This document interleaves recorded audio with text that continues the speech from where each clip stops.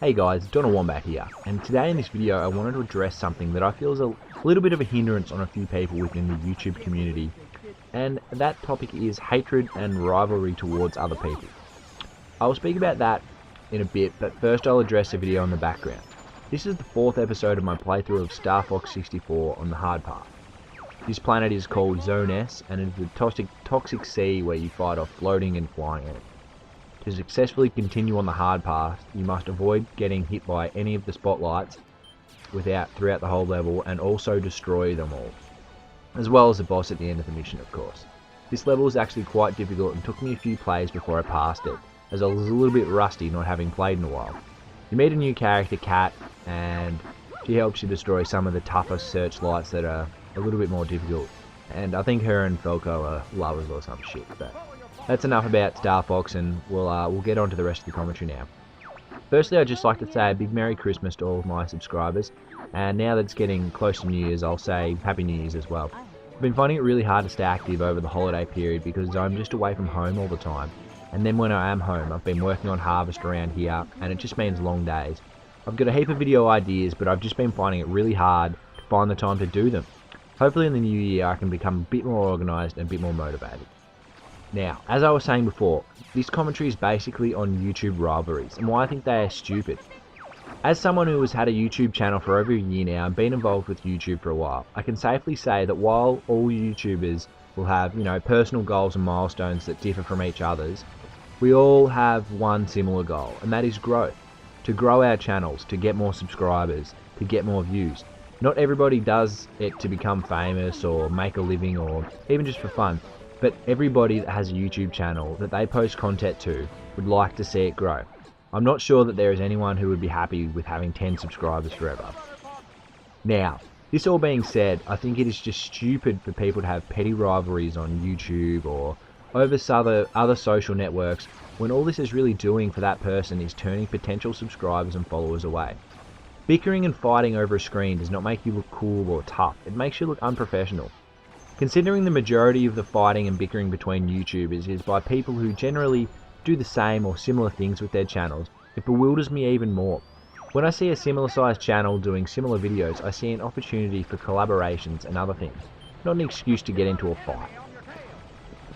Now, I know how the world works and I understand that not everyone can be friends and that everyone has their own views and sometimes that these views are conflicting with others, but I don't see why some people seem to set out to make other people hate them.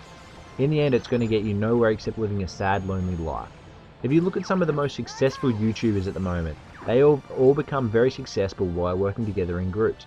I'll use an example of KYR Speedy. His crew of friends are extremely popular on YouTube at the moment. They each bring unique personality traits to a variety of situations. They are all friendly and easygoing, and it is a mix that has done them extremely well. No hatred, no arguing, no fighting. Another prime example of this is the Vanoss Gaming crew. They are a similar bunch of mates playing games, and by bouncing off each other they have put together a unique and entertaining brand. If you look on the other hand, I'll put forward the example of Jay Nasty. Now, he is a fairly big YouTuber. His channel has about 170k subs, which is pretty big in my opinion, but it has been around this size for a little while now. It basically seems with Jay Nasty that every week he's in a new fight with someone. Now, personally I have no problems with Jay Nasty. I've watched plenty of his videos before, because when it comes down to it, he's very good at Call of Duty, and that is what I find entertaining. But I feel as if a lot of people would be turned away from him and his channel because he is always fighting with people on Twitter and YouTube and generally has a negative attitude towards a lot of people.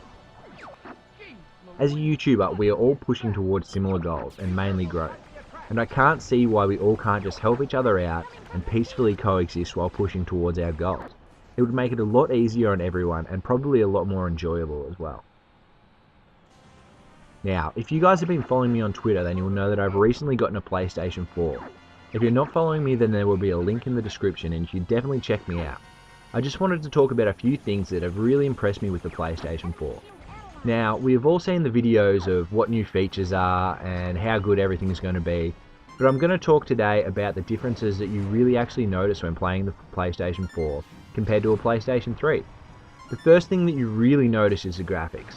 Now, personally, I've never really been a person that cared a lot for graphics and wanting better graphics and all that sort of stuff. but coming from the PS3, the step up in graphics is just incredible.